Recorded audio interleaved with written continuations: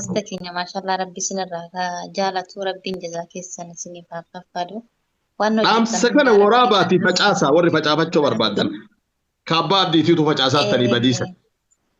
أكسي والله أكسي ani jalqaba irratti ustaaza wallahi isin caalas beekee osoo hin taane ijoolleen keenya shamaraas haa ta'u ijoolleen dhiirallee jalqaba irratti boyfriendii fi girlfriendii messengerii fi imo keessa bulaniin tuni akka islaamummaatittis hin eeyyamamtu.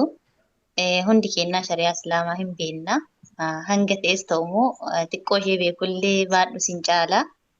Lakkaabban Kuni beeku. wanta hin barbaachisnedha jechuudha. Namni tokko jiruu fi gaggeessatu yoo barbaade karaa haraamaa osoo hin taane karaa halaalatiin ta'uu qaba.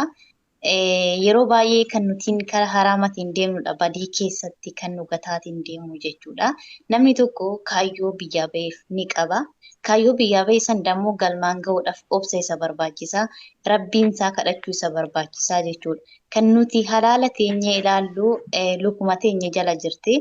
Yootiin dhugaa rabbitti amannee haqaan rabbiin kenna kadhanneen ta'e masgajaa keenyarraa osoo hin bu'in wanta nuti barbaanne san ni arganna jechuudha. Namni jalqaba kaayyoo biyyaa ba'eef yoo beekeen ta'e rabbiin isaa irratti kadhata haqa haadhaaf abbaa ofii eegaa jechuudha. Garuu dammoo yoo hin taaneen ta'e har'aa tokko wajjin haasoftee waan qabdutti ergitee borus kan hojii yoo haasoftee faayidaa hin qabu. Karaa rabbiitis deemaa hin jirtu. Kan dalagattis dammoo bakkaan gahaa hin jirtu. Yoo kunis dhiisee sunis dhiisee deemeen ta'e booda sammuma isheettu jijjiiramaa jechuudha. Rabbi isheetillee addaan baatee namaafillee namni sun jiruu hin ta'uu fi jalqabumarraayyuu kan isheen itti dhiyaatte karama haraamatiin waan ta'eef jechuudha. Yoo kadhatteeyyuu kana yaani haqa ishee wanta argattu miti beektee kalaatteef jechuudha. Sanumarratti dammoo waan dalagattan tana akkaawwantii mataa ofii ni qaban eenyumtuu yeroo teekinooloojiidha. Akkaawwantii mataa kan keessan irra kaa'achaa, maatii kan keessan haqa isaanii eegdaa, maatii kan keessan gargaaraa, waan sadaqachuu barbaadan dammoo rabbiif jecha sadaqachaa jechuudha. Osoo karaa seera qabeessatiin deemtaniin ja'a. Itti aansuudhaan yeroo baay'ee kan nama rakkisan shamarran bichaa osoo hin taane dammoo warroota dhiiratillee jechuudha. Batalaa siddatirra warri jiran tana mana ijaazaa ni teechifata. Takka bakka dalagaa ni ergata. Takka yoo dammoo ijaazaa kenneef takka bakka dalagaa teechifata. Kana irrattis dammoo obboleewwan keenya dhiiraa nuti amaanaa isinitti kennamneerra waan ta'eef amaanaa san dammoo galmaan gahuu dandeessuun isinidha. Kun immoo dirqama islaamummaati waan ta'eef nulleen hin miidhinaadha.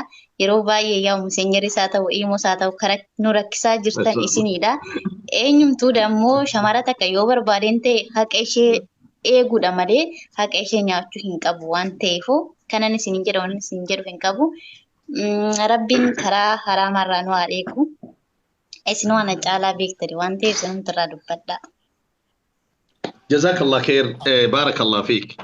سمية رب عمري سياريرس حيوتي عالم رب سيهاقب عالم من سكيس ربي هاباس المن سكيس ساباتو عالم من هاتات علماء تلي ربي سيهاقب بسم الله الرحمن الرحيم وانا تويت هند ربي سيهاقوت اماتي تلي فياقوت ربي سيهاقن نغاني اللي رب سيها ارقسيس كراكي كان اللي ربي سيهاقب اتشيس ربي سيهاقب اتشيسو جزاكم الله خير ركولي جولي بيا ربا هدو دبتن شوسين اللي ان اللي اغتاتين تتوكي برلف ችግሮች ብቻ ማውራት ሳይሆን መብቴዎች የሚለው ነገር ላይ እንምጣና እስኪ ባሌቦአ ደርጋጌሳ أستاذ سوكير Ustaaza anan nagaggeessa al takka sa'aatiinis deemaa jira. Dhumarratti dammoo akka ergaatittis wanti hin teechisu keessatti baaba kiyyaa batala ijoollee amantaatti dhufanii yeroo baay'ee islaamummaa namni ala taa'ee yoo ilaalu akhlaaqa namaa ilaala. Wantoota islaamummaa keessatti ala ta'anii fakkeenya hawwu keessa yeroon kufurii keessa yeroo uffannaa ijoollee islaamaa baay'een hawwaa jechuudha. Uffannaa kun beektanii akkasumas dammoo namoonni amantaa biraa islaamummaa yoo ilaalan akhlaaqa namaa ilaalanii waan ta'eef osoo akhlaaqa gaarii godhannee akkasumas dammoo ijoolleen musliimaa jiru namoota tokko keessan naquunnamanii ijoolleen amantaatti deebi'an baay'inaan afaan haasa'an jechuudha.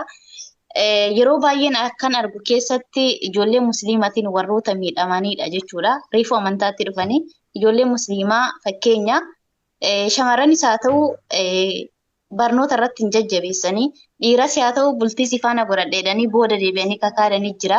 Kan maatii ofiitiin gargar bahanii isaan karoora abdii godhatanii faana deemanii karaan gahanii dammoo jechuudha. Ijoolleen tun akka kafartuullee kan godhaa jiran kaayyoo isaanillee karaatti kan hambisaa jiran ni jirani waan ta'eef ijoolleen dhiiraa isaalleen osoo akka gorsaatitti al tokko tokko irra nuuf baatanii fi miknaatum ijoolleen tun waa tokko hin qabdu. Nama wali hin beekne jira jechuudha. Islaamummaaf jecha waa baay'ee kadhabanii jira waan ta'eef jechuudha. Ijoollee dhiiralleen osoo asumaan xiqqoo ishee nuuf gorsitanii isiniin jedha. Akkasumas immoo obboleessi keenya Ustaaz Aqeer kan jedhamu yeroo dheeraadhaaf ijoollee kufriirraa gara kiristaanatti kan fidaa dhufe akka carraa ta'e Suudi Arabiyaa keessatti dammoo mana hidhaa galeera. Isaaniifillee ijoollee Suudi Arabiyaa keessa jiranillee du'aa inni godhaaf isiniin jedha Ustaaz Kiyya. Nama biraatiif bootaa gallakkisaa galatooma yeroo sinaa fudhachuu. Taa'e rakkinni hin jiru taa'e jamaa keetti jala jira waan ta'eef taa'e rakkinni hin jiru abshir. Inshaallah. Amiin odoon dheeressin rakkoolee ka'an kanamee wanni furmaata ta'a jettee ati yaaddu. Rakkoolee ijoollee teennata shamarranii haa ta'u ta dargaggeessaa kamaatii ofiitiin saamamaraan haa ta'u hambaan furmaata ta'a wanni kun jettee waan yaaddu. Ijoollee iyyuu gorsite maatii iyyuu irraa gorsite rakkoolee baay'ee dubbatanii isheen du'aayii kadhatanii mana mara boochisaniiran. Amma nama gara 700 jala dhufeera.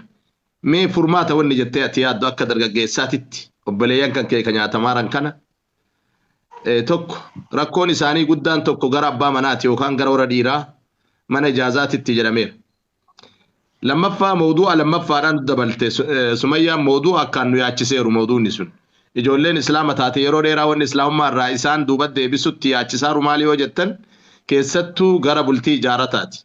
Bultii ijaarata kana keessatti wanni jiru waan addaati waan tanarratti inshaallahu mee rabbiin nu haa laaffisu mee afaan lamaan inshaallah amiini achirraan abdiin jedheeti achirraan inshaallah ustaaziin badhinaan irratti dubbatan. Isin dura ta'anii waan kana jira. Dhugaa dubbachuudhaaf jechuun egaa waan amma isin jettan kana yeroo dheeraadhaaf dubartoota kennallee ta'e warra dhiirallee ta'e rakkoon biyya ormaa keessatti hedduutu nama mudata.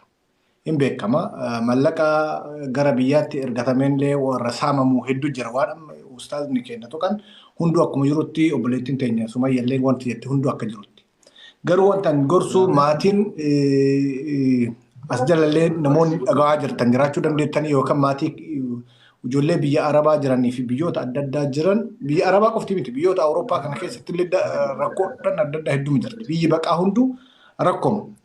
Biyyoota adda addaa kanarraa maallaqa yoo isinitti ergan obboleewwan keenya dhiiga tufanii maallaqa fidan. Obboleettii teenya takka gara Awurooppaa kana dhuftee biyyoota Arabaa kana hojjetaa turte Awurooppaa kana gaafa geettu hojii biyya Arabaa keessatti hojjetturraa akka ka'e lafeen duwidaa kun wal jala dabarte. Gaafa as geettu xaarattee buluu dadhabdee jechuudha. Achiin booda operaasiyoona godhanii ganaa lafee isii hunda walitti deebistee jechuudha faranjiin.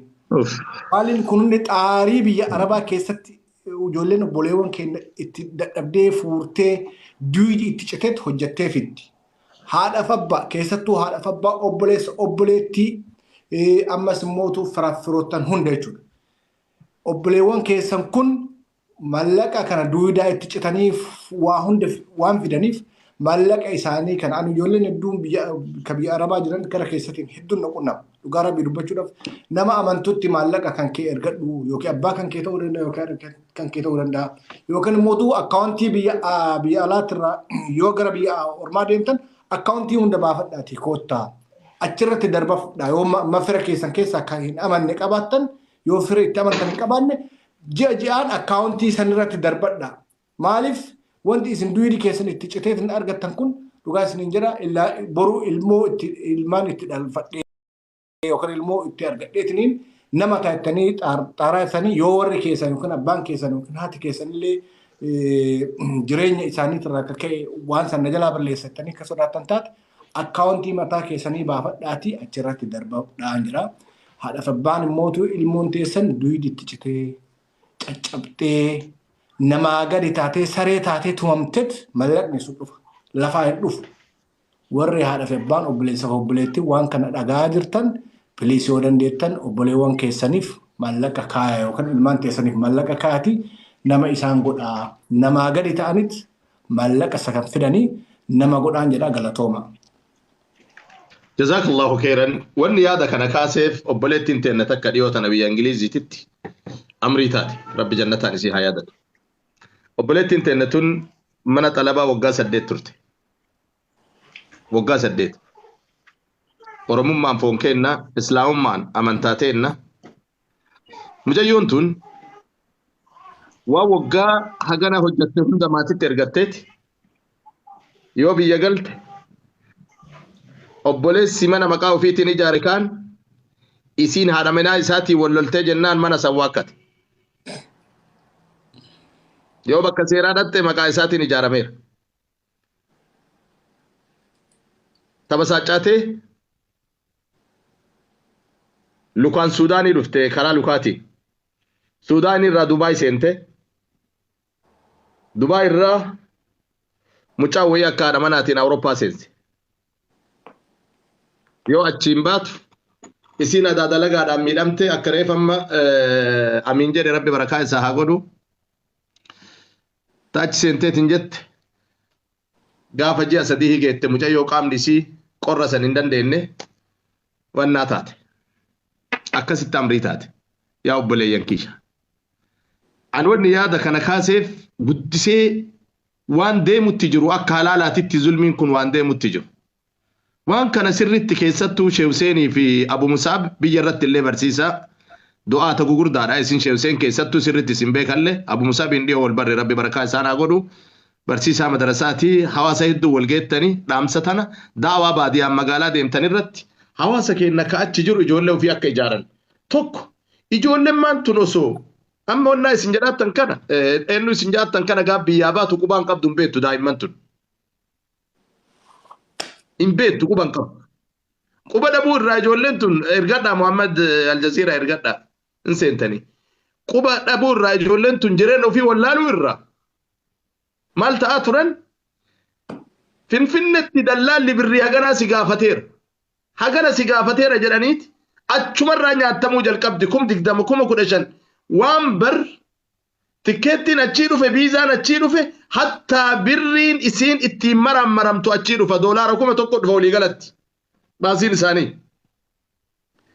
achi qabee kunillee nyaata dallaala achii dhufeen illee nyaata dhufanii akhiraa haga yoo durbummaan biyya san seente maashiniin eerpoortii si qaba jedhanii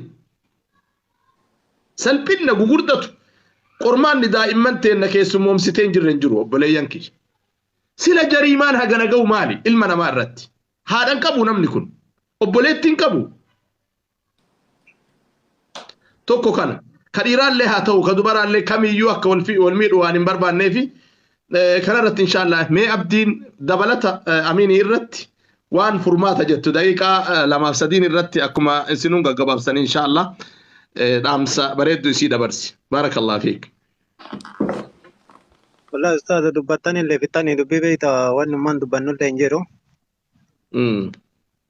garuu dhugaa rabbi viidiyoo nama isirree mul'iftan sun hin agarre ijoollee biyya arabaa dalaydu sanii oli amma jettiin isin achirra argitantiin yookaan arabaa deebitee ilaaltee hin qulqulloofne jettii yeroo sadi fa'aa irra deebitee dalaysiitu warra biyya arabaa keessa jiru beeka waan kana beeytani dalagaan ijoollee biyya arabaa jirtu rabbi malee namni hin beeku haa ta'u alhamdulillah akkatti jiraatu rabbi nu jiraachise ka dhiiraallee haa ta'u ka shamaraallee haa ta'u yoo gara nyaata birrii isii faajee ka deemu taate wallahi bakka maratti nyaatamti keessatti nyaatamti biyya irratti nyaatamti wanni martinuu dalagamaa tokko dogongora irraallee ta'a isiinillee yoo jenne nama baay'ee nama ulfaata maaliif mana xalabaa taa'ee namni tokkochi ijoollee man dhiiraatu haa ta'u teettee shamarrummaan takkachi teettee waan isiin dalagattu gimmaasha irraa fudhatti waan yookaan guyyaa 2-3 hojii irraa isiin baatee achi qubattuuf jettee gimmaash waan isiin tokko dalagattu irraa fudhatti. Taisiin achi erga mucayyoo nama tuni mana talabaatti baatee achi seentu guyyaa 2-3 yookaan birrii 50 birrii 60 akka biyya kanaati wanni isiin kaffaltu jechuudha biyya arabaa keessatti. Achirraa kaka'ee taan biyyayyoo erga tabiyyaallee akkuma feetii jalaa kutti osoo dhukkubdee mana yaalaa dhayitee yaalamtu guyyaa takka gabbaatee suuqii uffata bitattee hin deebitu. Jireenyi biyya arabaa kun baay'ee qaaliidha. ربي إنه لافس والله يو كيس كبني لالاني هنو الفاتنا كمتاك هي تيو لالو ورا كيس تايل اللي كانت حقانا لاتفاجة يصير الرانياتو ربي جرى حقا جيلشو ماتي بيالي كايسين الترغتو قابا يهاتو وبليسا يهاتو وديرسا يهاتو كاتشي أبويا يا تايل فيديو رامبا إفاجة يصير رانياتو addaa fi irraa nyaata malee fuulduree rabbiitti abbaan fedhe haa ta'u abbaa fedhe magargaarti taisiin ammoo lafa buufatti osoo nama ilmee fiitiif yaadu taate ilmeen tiyachin irraa miidhamte jedhee osoo lafa buusee fi boroo itti galtetti erkattee bareeda natti fakkaata tokko jechuudha. Kun asumatti yookaan akkuma mareef jennu kana jedhan kana beetanii si fuudha jedheeni nama birrii irraa fuudheeti mana waliin lafa mana bitanna jedheeni biyyatti waan waggaa takka waggaa lama dalayde irraa dhawateet gaafa kaani bilbilaaf siillee hin beeku. Nama yookaan biyya hin beeku nama fakkeenyaaf yoo hambaale ta'e nama itti maddu arsii jedheetiin waliin haasaa ta'a. Irraa fudhadhee gaafa birrii san irraa fudhadhee lafa waliin bitanne bakka kana jiraa iseetu hin beektu gaafa kaani maraattee achumaan aga yiitee gana dalaga deebiti. Wanni akkasii kun maratu jira. Inshaallah rabbi haa qajeelchuu warra taa'eetiin haqa namaallee nyaatu ka biyyaallee ta'ii ka biyya arabaa keessa jirullee ta'ii. Wallaahi namni osoo arge akka mataa kiyyaatitti fi taabii ofii arge tokko nama biraati summuna takka irraa fudha jedhee yaadu.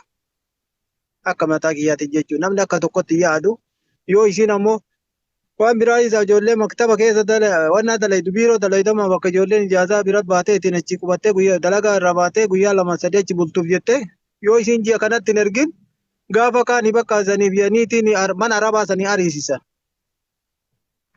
Kafaluu diddeaniini. Oromoon matu kana mara dalaga malee yookaan Tigree yookaan maarri nurratti dalagaan jirtu. Keessattuu ijoollee musliimaati wanni kun mara walirratti dalagaa ijoollee kiristaanaati miti. Wallaa ijoolleen kiristaanaa xiqqoo garaa laaftee yoo addaan qabu itti ji'a kaanuu si eeggachuu dandeetti. Keessattuu ijoollee musliimaati wanni kana mara dalagu. Shamaraa ta'ii warri maktaba dalagu baay'inaan ijoollee dhiiraa ta'ii nama ijoollee 10-20 mana wanna xalabaa baafatee achuma taa'ee hojii biraan qabu. Achuma taa'ee ittiin birri ji'aan birri 50-60 akka biyya kanaati jechuudha waan biyya fakkeenyaaf Saudii Dubaay kana hin beeku waan kaffalan akka biyya Kuweetii kanatti birri 50 fidi jedhaan 60 fidi jedhaan yoo isiin adda jiinu dhumatee adda fuutee ittiin ergin boru ganama arabti ittiin ofirraa gabbaasu bichaadha. Bakka isiin deemtu maqaa namaa wal balleessuudha rabbi haa qajeelchuu numaraa rabbi haa qajeelchuu wallaahi namni jira. Wannan jedhu nagan wannan jechuu barbaade baay'ee tokko nama ulfaata. Rabbiin illee kadhaa isin abdi bakka geettanitti haga taataniin akka gaariinuu ta'ee sagalee ta'aa fi ijoollee teenya biyya facaatee miidhamaattu keessattuu ijoollee amantaa biroo irraa gara keenya dhuftee karama kamiinuu isaan ladda haadhaa madnuu khidmaa isaanii haa jabeessanuu isiniin jedha keessattuu namni isiin heerumaa waliin